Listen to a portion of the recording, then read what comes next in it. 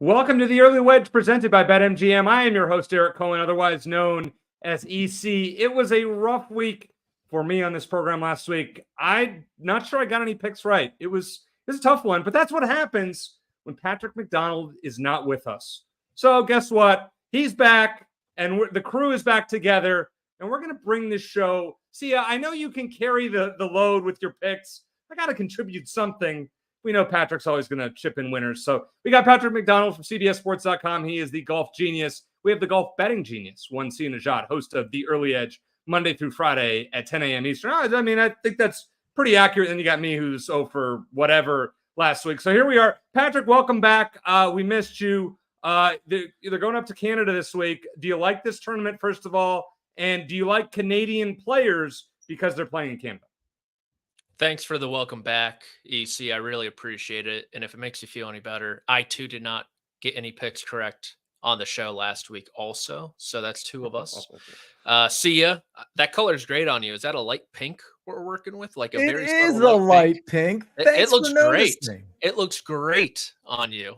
As for the Canadian Open, I love it. I think it's one of my favorite full field events of the year, to tell you. It's just been climbing and climbing and climbing over this decade, it seems like. And I'm really excited for the guys to tackle Hamilton. So, see you last week. Not my best week. I'm sure you performed better than I did as far as picks went. Going up north this week, are you playing the Canadian bias? We saw Nick Taylor win it last year on the most dramatic moment of the 2023 PGA Tour season. I'm feeling like, all right, it's their home country. This is their one chance. They're going to do it. Are you with me or no? I'm not really with you. I'm not backing any Canadians like in the outright market, for example. I'm not really even playing. I'm trying to think if I'm playing any in DFS. Not that I finalized my player pool. I will say this. We know I was at least one pick better than you because I got that beautiful Venmo from you, thanks to Sepp Straka, who, by the way, was an outright for me. And if he putted like anywhere close to normal, he might have actually been in the conversation on Sunday. So I did, just to let the record reflect, I had 3 matchups that I put out on the show. All 3 of them hit. However, I only hit 2 out of 5 of the top 40 plays. Now, all of them were plus money, including the CT Pan plus 165. So we didn't lose much there, but, didn't hit an outright, didn't hit a first round leader, but, better than the theme we're trotting out right now. Well, no, the theme is me losing to you yet again, because I don't think I've ever beaten you in a showdown. I was looking at my Venmo and I was like, oh, this is not good. Like, I've gotten Patrick maybe once or twice, but still I'm down to him. But to you, I think it's like 0 for 4 lifetime, which is not good, at least the way that I've kept scores. But you know what? This week we're bouncing back. I'm just not taking either of you on in a showdown. Let's get to the storylines this week. And see, yours is interesting in terms of what type of player will succeed up at Hamilton Golf and Country Club. So when I first did my research for this tournament, I was really thinking this was going to be a plotter's course, a tactician's course. Get it in the fairway. You don't have to be long off the tee. We know this is a short course as it is. And then just really be dialed in with your approach play. And because the greens are relatively small, maybe take a look at around the green play and putting, of course, as well. But then the more I looked at it, the more I realized that bombers might be in play too. So I'm just really curious. Like if we go back to 2019, the last time this was played at Hamilton, obviously Roy ran away with it, and he is that bomber variety. But everyone behind him was, well, I should say that the majority in the top 10 behind him were those tacticians, those shorter hitters that just plotted through the course. Now, of course, has undergone some renovations. It's a little bit longer. Nonetheless, I think we're going to see a top 10 leaderboard that's going to have both. I'm not saying it's equal parts, 5 and 5. We can talk about top 20, top 40, all of that. I think we're going to see bombers succeed here, and I think we're going to see tacticians, shorter hitters, plotters succeed here as well. I'm just really curious to see Sunday, when it's all said and done, what's the makeup, not just of the winner, but of the top 10. Patrick, last week with you not here, I tried to make a play in honor of you, which was one Michael Block making the cut at +4 something, and that did not go well. Though I had a sliver of a hope heading into Friday. That did not go well. Unfortunately, unlike last year, Michael Block is not in the field of the RBC Canadian Open, but you know who is? One Rory McIlroy. Yeah, not quite the same name power, right? It doesn't really carry the same Rory McIlroy as it does to one Michael Block, but he's going for his 3rd Canadian Open title, 3rd title of the season.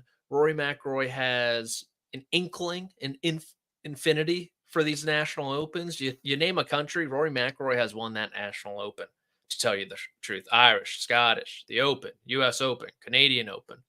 And he really takes these to heart. He finds them to be the most important tournaments. And like Sia said, he ran away with it. Sunday 61 back in 2019. Easily could have been sub 60 that day. Missed a few easy ones, to tell you the truth, coming in. So I'm really interested to see if he kind of runs away with this one. He's by far the best player in this field. He's playing some stellar golf. And we're in that post-Masters McIlroy era right now where he's got Augusta National behind him and he's running downhill. And it'll be interesting to see if he does so this week as well. So obviously Rory is going to be a popular play, but at that number of around 4-1, maybe even south of that, that is tough to bet in my opinion. I tried that with Scotty Scheffler last week. That's probably the last time I'm ever going to bet somebody that's under 5-1 in a tournament. But no, I'm not putting that on my do not bet list. We'll get to that later. But one guy who is on my do not bet list, I think, is bettable this week. And that's one Tommy Fleetwood. You know why? Because the tournament is not in America. And when the tournaments are not in America, and I have stats for you later on, because you'll see Tommy Fleetwood on a few of our cards, just looking ahead in the cheat sheet. But when it's not in the United States, I'm actually fairly confident in picking Tommy Fleetwood to win. So we may have to amend the do not bet list. But if you're ever going to bet it, this has to be the week. Patrick, you're smiling. You got to think Tommy this week up in Canada should have won last year. Why not? Easy. It's because I was on Tommy Fleetwood last year in this tournament, minus 450 on the tee on the 72nd hole, just needing to make birdie on the easiest hole on the golf course.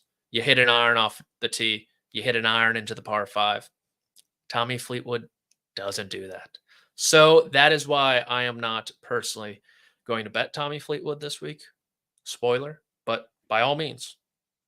Did you bet Scotty Scheffler last week? I did. I put 2.5 units on Scotty big Scheffler boy. Big boy. This was a lesson. I mean, when you're gonna go bad, you might as well just go bad all at once. My man. Yeah, I mean, I don't have much left in the wallet this week. Lost to Sia, lost on Scotty Scheffler, but we bounced back. I'm gonna follow your picks, both of your picks, and you're gonna get me to the promised land. Sia, do you like Tommy Fleetwood? Without spoiling anything, are you pro Tommy Fleetwood or anti Fleetwood this week? It's interesting. I'm kind of, we'll talk about him later in the show. I'm pro Tommy Fleetwood.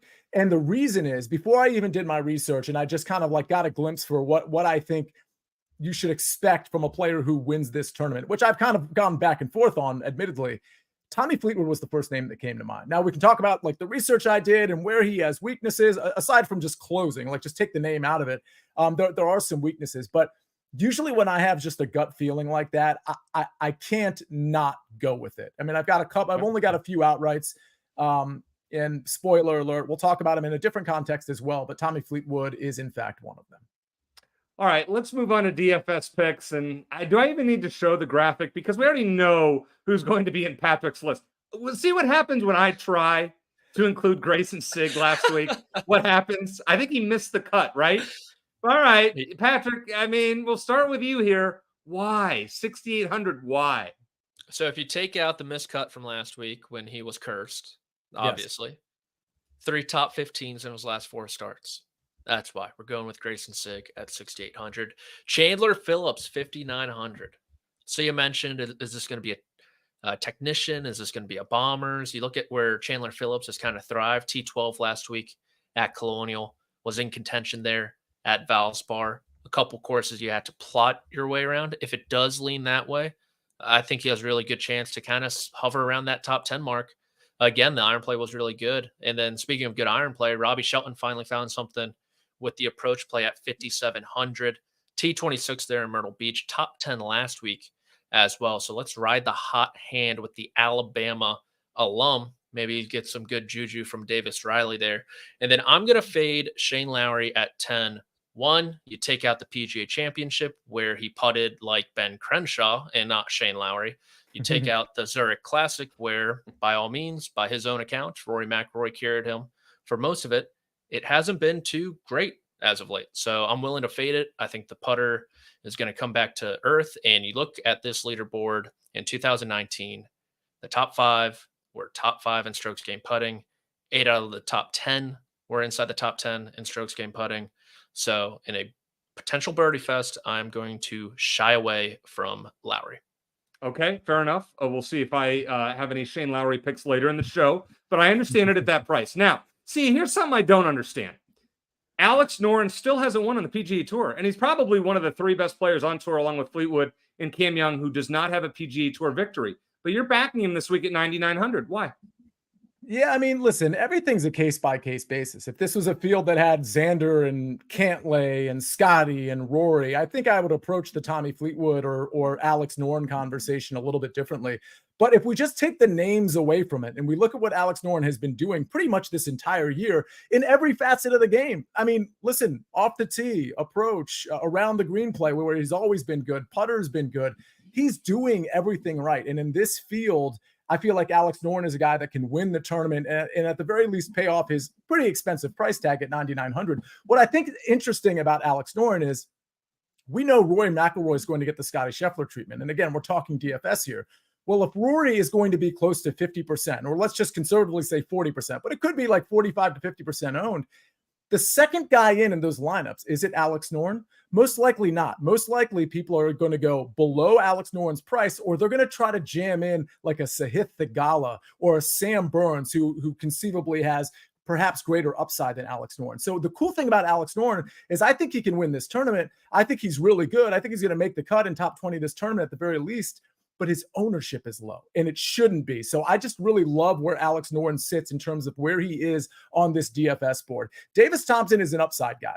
Davis Thompson is a guy that could absolutely miss the cut. But if you look at his, and by the way, again, it's DFS. We're playing upside. We're not playing floors, right? So I'm okay taking Davis Thompson at 7,800.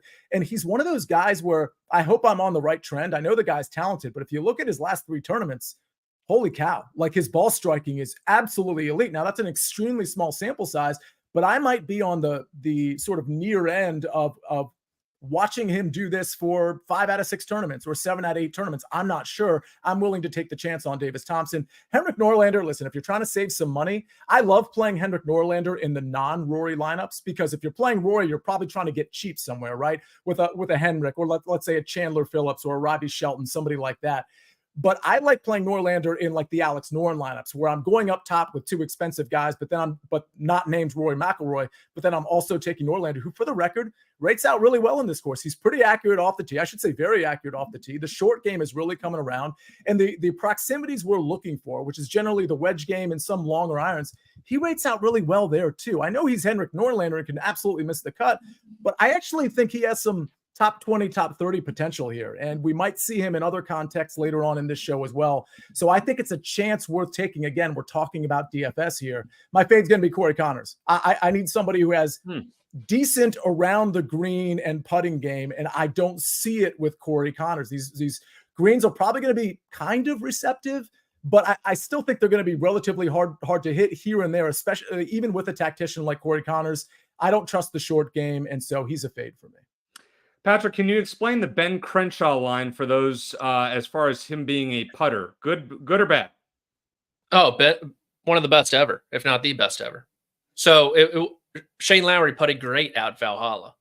Shane Lowry does not typically putt great, is what I'm saying. Mm-hmm. Fair enough. I mean, yeah, gained 9.5 strokes putting at Valhalla. Yeah. So, yeah, I mean, you never know. All right. Before we move on to first round leaders, because I know a lot of you are very excited for this, make sure to like this video, subscribe to the SportsLine YouTube page. A lot of great content, including this guy who's about to give out a couple of his first round leader plays. And I'm sure he will add some more tomorrow or Thursday on the Early Edge at 10 a.m. Eastern. So, Sia, the floor is yours. Tell us who you like this week. So here's the thing. I have 2 in the, if you will, realistic range. I have 2 in the long shot range. You'll have to wait and see those. I may add a one extra one for my article, which the beginning part of that article is already out. The part with all of the picks, I might add one here. But again, I like Alex Noren at 33-1. He's got the morning tee time, which I think will be an advantage. And I just like the all around game. I mean, you know, he's one of those guys where he's not going to typically be my first round leader pick, because The spike potential, I feel like with Alex Noren relative to, let's say, a Sam Burns, isn't necessarily there, but I just love how he's playing. And he has been known to spike in first rounds and in round spikes in general. So I'll take him at 33-1. Sam Burns is not a guy I'm looking at for the overall tournament. He's not one of my outrights. Probably not playing him in DFS, although he is popular in some circles. But I do think in a first-round leader market, he's super solid. If he can take the Rory McIlroy approach in terms of just hammer it off the tee, not find too much trouble over the 18 holes, be dialed in with the approach and the putter, he does sort of have the makeup for a classic first-round leader. I like the 40-1 price. Would you consider Rory McIlroy at a low price here just to get off to a start and then maybe play the wire-to-wire if you do that angle? Probably, I wouldn't play the wire-to-wire only because that's just not something I tap into. He's 11-1 as a first-round leader. Like unless I looked at that incorrectly, because I did look at that. I mean, I do like to take some short favorites like a Scheffler in the first-round leader market because you'll obviously get longer odds. But at 11-1 first-round leader, I'm sorry. Like he does have an advantage playing here in 2019 over a lot of different players who have never played here. But no, 11-1 is way too short for a first-round leader. Yeah, I see 14-1 here on one of the sports books. I mean, still anything below 20-1. What's kind of your cutoff when it comes to playing FRLs? What is too low? If I went back in my history, I doubt I've taken one shorter than 25-1. I think I did it once with Scotty Scheffler this year, like 2 or 3 weeks ago, where he was 4-1. I was like, well, this is how I want to play Scotty. Let me get him at 12. But that was Scotty Scheffler. It was a little bit of a different scenario. He had that morning tee time. I usually like to be somewhere in like the 30-80-1 sort of wheelhouse, because those are the guys that probably, especially when you get to that 80 range, probably can't do it for 4 rounds, but absolutely can do it for 1. Coming up next, unfortunately, we're fading both of your first round leaders here in our matchup segment. First, let's hear from one of our sponsors.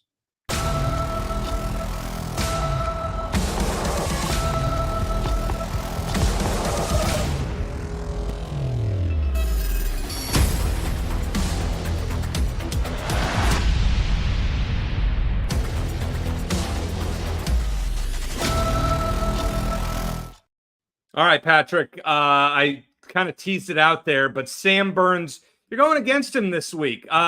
Why are you fading Slammin' Sammy, who's great on the greens, but really hasn't been great since January? It's bizarre. You would think when Sam Burns gets off the West Coast, his season begins. But This year it's been the polar opposite. He's been pretty bad ever since Riviera and missing 3 out of his last 5 cuts. I agree with Sia. He could easily pop in the first round. There's no doubt about that. He's super talented. But I do like Tom Kim -105 over him, who honestly has had a pretty disappointing season as well. His best finish is like a T18, T19, something in that realm. But I like the course fit for him. And I think he's on the cusp of something, a really good start, whether that's a top 10 finish, whether that's contention, we'll see. But I like the trajectory of Kim a little more at -105. And something about both these guys, 4th straight week for both of them. I'm assuming that they're not going to play next week at Jack's place, so might be a little tired. But give me Kim in the stamina test. And then Sahith Theegala -120. Love Sahith every which way this week. Great off the tee, great on approach, both career highs in terms of those 2 statistics, and career high putting year so far, and he's a great putter. So give me him -120 over Shane Lowry. All right, so let me ask you about playing so often, because next week the Memorial is a $25 million purse, and then you have the U.S. Open after that. So, I mean, it could be, if those guys chose to play, 6 weeks in a row. Why is that a bad thing at this point? No, is that not? Does that just no? They won't do 6. No, like but why? I mean, it's golf. You're walking. You hit a few on the range. You get. I mean, no, seriously. I just with that much money on the line, and then you've got the Travelers, which is another $25 million purse after the U.S. Open. So you could technically say 7 in a row. No, they try to avoid 4 in a row at all costs. They hate it. Like 3's the max they want to do. And no offense to the Memorial or the Travelers, that's not the event circled in that span. It's the U.S. Open. So it's all about getting ready for Pinehurst #2.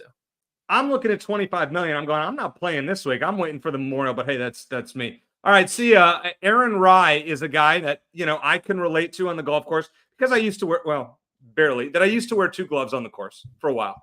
And then I said, I can't do that. Just my right hand, I wasn't gripping the club well. Don't laugh, Jake. I know you're probably hear that. Yeah, I took off the second glove. It took me like 5 years of playing with 2 gloves. But Aaron Rye defies the odds. He might be the only player on tour right now that plays with 2 gloves. Why are you picking him over Canadian Taylor Pendrith?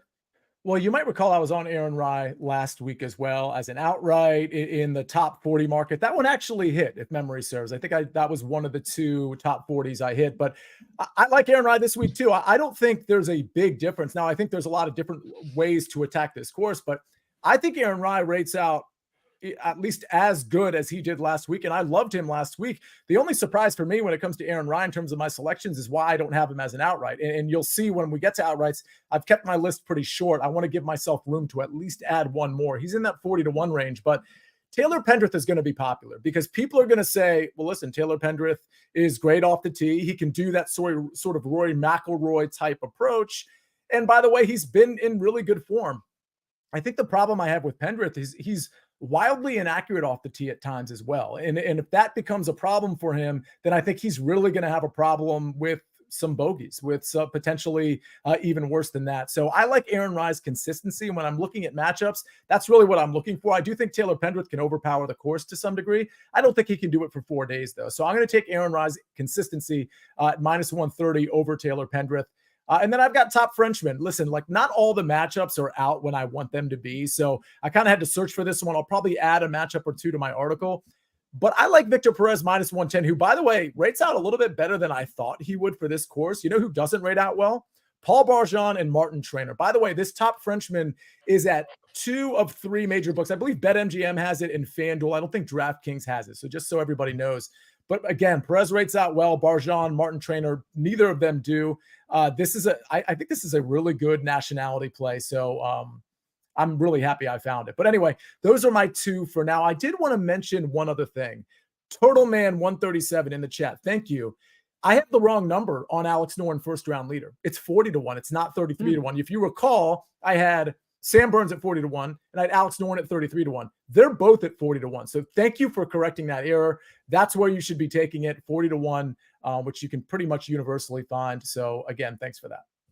Patrick, where did you get your 2 matchups, by the way? They were at drum roll, please. Sahith over Lowry's DraftKings, and then Kim over Burns is MGM. Boy, scouting the sportsbook. Well, I'm going all 3 from DraftKings. Tommy Fleetwood over Alex Noren. Listen, Tommy, non-US events. I teased this earlier. In his last 9 tournaments, including last year's Canadian Open, 6 top 10s and a win when he hasn't played in the US. I mean, nothing against Noren, who has this year in 12 tournaments, only 2 top 10s. But Tommy outside the US is golden. So we're going to roll with that at -110 on DraftKings. Nick Taylor over Ryo Hitsune. Don't ask me to say that 5 times fast. I already messed it up earlier this year. Also -110. Do you remember who won this event last year? He's Canadian. I mean, I know he hasn't been great since his Waste Management Phoenix Open win, but he's a defending champion. He's going to play well. Ryo, I mean, hasn't been great lately. He has 4 top 20s in 15 events this season. No top 10s. I'm going to take a chance with the defending champ, Nick Taylor, at -110. And then, of course, Mackenzie Hughes, who I am a big fan of this week. The putter's red hot. He's gained strokes in 6 straight on the greens. And Akshay Bhatia, back-to-back missed cuts after a 42nd place finish at the Wells Fargo. Not good. So we're going to fade Akshay at -120. Now, Patrick, pay attention for finishing positions because I'm going to throw one your way after Sia and I go through them. Just want to point that out. Okay. Sia, you're going back to the well here with 3 guys that you've already talked about earlier in the program. We'll have you start with Mr. Norlander, top 40, which is savvy, considering you think he may even finish higher than that. Yeah, I mean, you're right. We kind of covered Alex Noren, T20 +100, Aaron Rye, T20 +160. I will say this. It's really weird, before I get to Norlander, the sports books will like have something up, and I'm talking about the major ones, and then they'll like take it off and then they'll put it back up. So normally I like to dip into the T30 market as well. And some of the sports books that offer that just don't have them up right now. So I didn't feel good about giving them out. So I just want to point out that there might be one or two I add for my article, but I really like Alex Noren. If you don't believe in him as an outright, I totally get it. But as a top 20 in this field, given his form, really like it at even money. Aaron Rai, T20. You could have played this in the T40 market, but it was minus 150 over at BetMGM. So I didn't want to pay that juice. I'll gamble on the T20. If I'm playing it plus 160, I'm obviously putting even less on it because everybody knows I say this almost every show. These are usually like half unit plays, but when I'm getting a number like plus 160 or Norlander's case plus 225, I'm putting way less than a half a unit on it because of what the return is. So just you all can bet however you want. I'm just letting you know how I bet when it comes to finishing position specifically. Norlander, again, I think he rates out really well. I'm getting plus 225 at a T40. Listen, this guy can miss the cut, but good news, plus 225. I don't need to lay a lot down to win a lot. And so Norlander, again, mysteriously rates out really well. The approach game is solid. The accuracy is solid. The short game isn't terrible. T40 plus 225, love it. There were other guys I was considering, I just want to point out, but I thought the value had been sapped a little bit. Mac Meisner was a guy who I played in DFS last week. He's plus 115 to top 40. I think that number should be a little longer, so I laid off of that one. All right, I'm going to play. I love playing this market, and some weeks we hit him good, and some weeks we don't hit him well. Mackenzie Hughes, top 10 plus 330. You can find this one on DraftKings, including ties, and I also like his top 20 at plus 150, including ties. As I mentioned, the putter's red hot. Third at the Valspar, sixth at Quail Hollow. We know he can pop. And he was 14th at this course at Hamilton Golf and Country Club in 2019 when Rory McIlroy ran away. Now, a guy who was second here that year was Shane Lowry. His top 20 at Bet365, also including ties, is plus 110. He gained more than 8 strokes putting that week. So he was close to his Ben Crenshaw days, like we saw at the PGA Championship. Can he do it again? We'll see about that. But let's hope the putter is red hot for a top 20 at plus 110, including ties. Yeah, I'll take that. Adam Hadwin. Now, when you think about Adam Hadwin, you don't think about the 3 top 10s and 13 starts this year. You think about him getting steamrolled by the security guard last year after his buddy Nick Taylor won. I mean, that's what you think about, right? Now we're getting him at plus 180 for a top 20, including ties at DK. That's solid considering he was 6th here at this course in 2019. And another Canadian that I like here, Ben Silverman, for a top 40 plus 150, also including ties, Bet365. T32 at Colonial, 16th at Myrtle Beach. Before that, 4 top 20s and 14 tournaments. We're just asking for a top 40. So, Patrick, I come to you. After all that you see on the board here, if you were to take one of these to parlay with Rory McIlroy to win, because you can do that, of course, which is the one you would take of the 7 on the board here? Easy. Alex Noren, top 20, even money. He hasn't finished outside the top 25 since February. So let's keep a good thing going. He's playing phenomenal golf, super well-rounded. Top 20. Lock it in with Rory McIlroy. All right, there you go. On some books, you can do that. Now, you just heard it right from Patrick. Okay, fair enough. Avoid my fate unless Tommy Fleetwood beats him, but okay, fair enough. Where can you bet all these? Of course, at BetMGM. And if you are not a BetMGM customer, well, what are you waiting for? New BetMGM customers can sign up today and get up to $1,500 in bonus bets. Just place your first wager of at least $10 and you'll receive up to $1,500 instantly if your bet loses with bonus code EDGE. That's EDGE, EDGE. Coming up next, will we play Rory McIlroy? I'm not, but maybe someone will. First, let's hear from one of our sponsors. 2 big boys getting ready to play. Big being the operative word here. And here they come. Oh, college football can't get here soon enough. I'll say every time I see that promo, get excited. All right. Patrick, we're going to start with you on this one. Going to a couple guys that you've already talked about earlier in the program, including a guy at 22-1. I don't know if I love the number on Sahith. Why do you like it so much? I'm just saying, I don't know if I love the 22-1, but why do you like Sahith? Great, now he's winning. I got to bet on Sahith now. Thanks. Probably a good idea. Probably a good idea, yeah. You're just tossing my pick middle of the street. Bus drive by. I'm not saying it's a bad pick. Boom, boom, boom, boom. It's low. The number's low. You're picking Tommy Fleetwood. I'll explain later. But go ahead, Sahith, because you're taking him with Rory included. At 22-1. He's probably the second best player in this field, to tell you the truth. In terms of total strokes gained, he is. And he's coming off a great PGA Championship week, was in that penultimate pairing with my guy, Shane, don't call me Ben Crenshaw, Lowry. Great off the tee so far this year. He's really turned that weakness into a strength, and third in this field in putting over that same span as well. If this does turn into a putting contest, I know it's a 1-year sample. It's super small. I'm not saying it will, but if it does, Sahith can keep up in that case. So I'm rolling with him at 22-1. And when I looked at this leaderboard from 2019, you take out Rory McIlroy's name, it's a pretty good tournament. It kind of looks like a Wyndham Championship. I'm not saying it is, but you see Webb Simpson, who's named 1, 2, 3, maybe 5 of his children after that tournament. You see someone like a Henrik Stenson, who has won that tournament. Someone like a Brandt Snedeker, who has broken 60, won that tournament twice. Sung J.M. has played great at Sedgefield Country Club as well. Webb Simpson, who was on his bag in 2019. Paul Tesori, who is now on Tom Kim's bag. I'm going to roll with him. We know he can win if he gets in the mix on Sunday. The issue has been just getting there. I think he's on a good trajectory to do that this week, and I like the number at 35. All right. Sia, we've alluded to it. Patrick's making fun of us for picking Tommy Fleetwood, even though I am making – that was a defense. I'm defending myself. Fair. Fair. I listen, I like the gall of this. I'm just saying with that number. Now, Sia and I are playing Tommy without Rory. Why do you like that Tommy bet, Sia?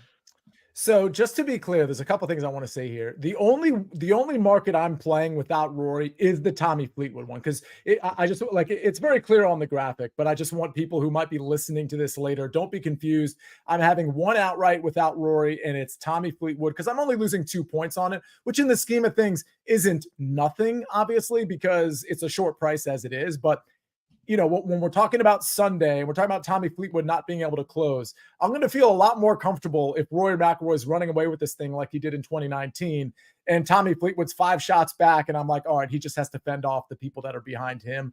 Listen, Tommy Fleetwood is more of a hunch. I was on a show yesterday, and I literally said on the show that I haven't decided who I'm deciding between Tommy Fleetwood and Sahith Theegala. I was like, I'm playing one of them. I haven't decided which one, and I was truly, from a statistical standpoint, I was very much leaning towards Sahith Theegala because he won in that category. But again, I just kind of went with my gut here. Like, I just feel like Tommy Fleetwood should be rating out a little bit better. I feel like his game caters to this course just as well, if not better, than Sahith Theegala. So I'm just pointing it out. I think both of these are really good plays.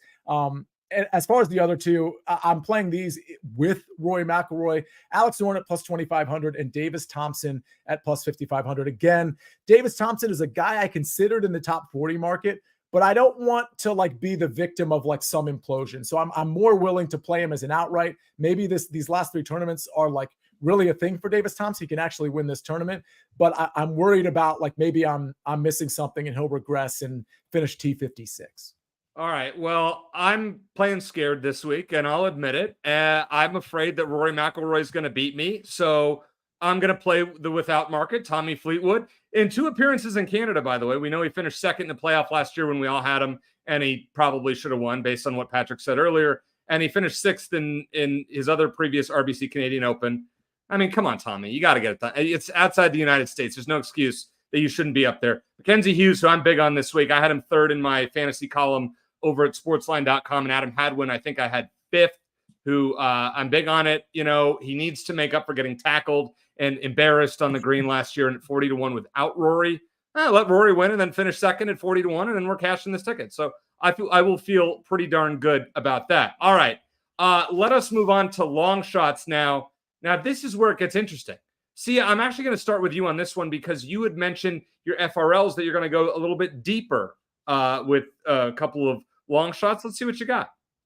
Yeah, I'm taking a couple of guys that I mentioned earlier on the show. I'm going to start with Mac Meisner at 80-1 as a first-round leader. Again, he's a guy that has really been flashing over the last few tournaments. Like, I did look at his just overall outright number, and I think it was a little lower than this 80-1 number, maybe as low as like 65-1.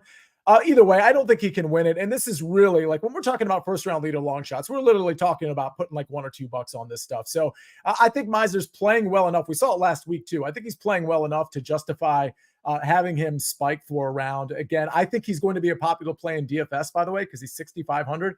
If you want to stick him to your lineup, I have no problem with that whatsoever. Another guy I'll be playing in DFS is Henrik Norlander at a super cheap 5,600 price. He, by the way, historically, if we go back to when Norlander was like initially relevant, and I'm talking like pre-COVID, when I was noticing him, he did have that round spike potential. So I think he has it here too. I love how he rates out for this course. I love the number 125 to 1. You can put $1 on this if you want and potentially have a sweat on a Thursday morning. So Patrick, you want to hear how to get Rory McIlroy at 54 to 1 to win this week? Let me have it. Let me have it. Just play Douglas's pick of Will Bateman in the top 20. And then you parlay that with Rory McIlroy and you get him at 54 to 1. Do we know anything about Will Bateman? You're the golf genius here. I'll be honest, I've never heard of him. What can you tell us? Will Bateman. I can't say he really comes to mind. Not that I've done much. Corn Ferry Tour. I'm just thinking American Psycho though. Brother of Patrick potentially. I'm thinking Justine Bateman. That's like a really old school reference. Joe's got to know what I'm talking about. I know who Will Bateman is because my eyes ran across his Corn Ferry record, which for the record wasn't super impressive. I'm not sure. I was gonna say I don't really get it. I'm not sure where the question comes from. I don't think he has much by way of PGA Tour stats, but on the Corn Ferry Tour, like he spiked some decent finishes in February, March. Like I think I saw T2, maybe a couple of top 10s, but unless I'm missing something, Justine. Yeah, there's nothing about him that would lead me to believe that he's playable in this tournament. I ain't touching him. Yeah, we're going to stay away from the Rory at 54 to 1. But Patrick, you're going to play a 90 to 1. So who needs Rory when you can have Mark Hubbard? Yeah, Mark Hubbard, 90 to 1. Would you be surprised to learn that he has the longest made cut streak this calendar year? Caveat on the PGA Tour with 15. Some good upside in there. Pebble, short positional golf course. Zurich Classic he flashed. He could not make a putt alongside Ryan Brehm, of all people. And even though the result does not indicate it, he played quite well at Valhalla. So I'm going to take a chance on him at 90 to 1, playing the best golf of his career. I don't know if he has enough putting upside. And I almost got really weird in this section. I'm talking, obviously, Grayson Sigg, 125. It's like an auto bet at that number, to tell you the truth. And then Matt Kuchar, $175. Thought about it. Maybe like a Zach Johnson top 20 play around 8 to 1. I also thought about that, but I laid off. You know what's crazy about Kuchar is that when people are like, yeah, he's doing it all with the putter. Like they kind of mean he's doing it all with the putter, but like there's somewhere else where he's like at least decent. Kuchar is literally doing it. I shouldn't say literally. It feels like literally doing it all with it. If you look at his stats, like somehow his ball striking is like atrocious. Around the green play, pretty bad. His putting is unbelievable. Just hooping it everywhere. Just hooping. So, Patrick, have you ever heard the name of Ashton McCulloch? That's a fake name. He's not in this field. He is a Canadian. He's the number 1 ranked Canadian amateur golfer from Michigan State. Damn. Had a very nice Big Ten season. For a top 40, it's 6 to 1. Do you want some long shots? Okay, Did not mean to disrespect his game. Sorry, I didn't know of his game. I can't tell you who's number 2 on the Canadian amateur list, but at least they gave you number 1. Ashton McCulloch, you want to parlay him with Rory? Probably get that at Rory at 30 to 1 to win it. Okay, just throwing it out there. All right. How about this parlay here?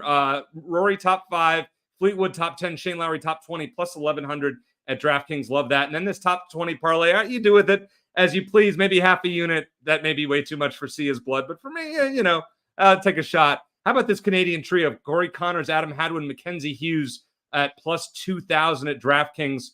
Listen, it's their home tournament. I kind of like that. A big number, get 10 to 1 if you put half, get half, if I put half a unit, I get plus 1,000. I get 10 units up if that hits. Yeah, I can live with that. I think those guys play well, and it includes ties. So I'm going to roll with that. Now, we skipped it earlier because I just wanted to.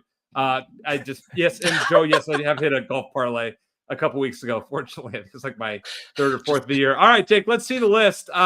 My do not bet list. So Tommy is on there. Sam Burns is on there. Sahith is on there. Cam Young, who we haven't talked about, is on there. Oh. And of course, Keith Mitchell is in this. Well, and obviously Shane Lowry should not have a line through it, but that's fair. Xander was a poor addition the other week. Any of these four at the top, Patrick? I know. All right, so you like Sahith? I forgot you added Xander right before the PGA Championship. Yeah. That's why, I almost want to change my pick to Sahith after you ridiculed it. Now I'm he's definitely gonna win. Oh, if Sahith wins this week, that's all time. I will make a $25 parlay bet for each of you with an outright next week for the Memorial. So if Sahith wins, that's my gift, my risk-free gift to you and Patrick. That 25. You each get $25 but it has to be a parlay with something else because in honor of me. I'm not going to mandate that somebody on this list has to be the one that you bet. But Patrick Cantlay did win the Memorial the other year, so keep that in mind. And doesn't Keith Mitchell play well there as well? Unfortunately, even though I think doesn't he play well at the Memorial? Wasn't he ahead? And then okay, maybe not. We'll look that up in advance of next week. If Keith Mitchell wins, you have a standing $25 parlay bet for each of you all year. That's how confident after what he did earlier this year that he is not going to win. Xander, I just don't really want to talk about it. That was a rough one. And how nervous are you for this week? There's a lot of guys high on the odds board here. Yeah, that's so true. All right, so if I'm nervous for somebody, Cam Young, we haven't even talked about. So Patrick, your thoughts on him? No, I'm surprised that nobody had him in anything this week.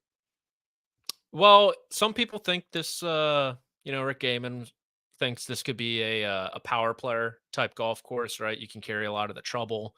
A lot of the bunkers are around 300-yard carry off the tee. You can have a real advantage if you're a powerful driver of the golf ball like Rory McIlroy did. Cam Young fits that bill. So, yeah, I could see it. Sure. I'm not going to touch him, but. Yeah, I that's one for me. I just, until he wins, when he gets crossed off, then we can talk about it. Sia, who's the next guy to win on this list? Honestly, say it. What's so funny is our outright's on here, but I think we're wrong. I think Patrick's right. I think it's Sahith Theegala. Listen, I'm still rolling with Fleetwood because that was my gut, but I feel like Theegala is the next one to win, and it could be this week. Well, if so, it's going to get more embarrassing as this list gets crossed off again and again and again. And I'm going to try to bribe Jake to not include Shane Lowry because the Zurich should not count. I think one of you mentioned, I think that Patrick, you might have mentioned that Rory has won twice. Do we really need to count the Zurich? That tournament needs to go. They don't like the team. I don't make the rules, man. I'm sorry. You're the one who puts them on the list. If Sahith wins this week, all-time heater by you. The Xander thing, I completely forgot. See a final thought on the RBC Canadian Open this week. Listen, I think there's other guys. You brought up Cameron Young. I think there's other guys that we didn't even discuss that, we can't cover everybody. But I do think, a lot of guys that we were on last week, I think can translate this week. Remember, I like Doug Gim a lot. I like Daniel Berger. I think both of those guys could be good here too. I think you could include them potentially in a top 40 play. I didn't necessarily go that. CT Pan's another guy. Ben Silverman, EC, you brought him up. I had him as my dart throw first round leader last week. As far as the Canadians are concerned, don't be surprised if Ben Silverman sneaks up on a lot of people, although I think he's doing a lot with the putter as well. The only other thing I want to say is this chat is incredible because Capper Taylor, Joe Neuenfeld, Justine Bateman, you got the reference. It's Family Ties, of course. Great, great theme songs. I would say a top 10, if not top 5, 80s, 90s sitcom theme song of all time. Wow. Patrick, I hate. Yeah. I hate to get on your ties, family ties. Da, da, da, da, da, da. Yeah, that's not it. You never know what you're going to get. I don't recognize that one. Family Patrick. Ties. Your boy Adam Scott is 30-1, and we've gone 45 minutes, and you haven't mentioned him yet. What's going on here? I need him higher than 50. Come on, higher than 50. Oh. You got to bet Adam Scott above his age. I think he's super interesting, by the way. For the record, he was potentially going to be my third of the first round leaders, other than the long shots. He was, I think, 50-1 or is 50-1 as a first round leader. I think it could go either way. I forget our first round leader. I think Scott, like if Scott was going to win another tournament in his career on the PGA Tour, this feels like, and that's kind of the same sentiment with Fleetwood. I'm almost like mad at myself for betting Fleetwood at the 14 without Roy, or even the 16, when a 45 is sitting out there on Adam Scott, because I don't feel like they're that different when we're just talking about evaluating for 4 rounds what they could do with from a spike potential standpoint. Sia, you want to sing a bar from the Family Ties theme song before we go? No, but I will ask the audience, what would you do, baby, without us? Thanks to producer Jake for putting up with all of us on a weekly basis. We have a great time here on the Early Wedge. What would you do without us? McDonald and Sia Nejad. Family ties. I'm Eric Cohen. As I always like to say, let's hit it big. Good luck.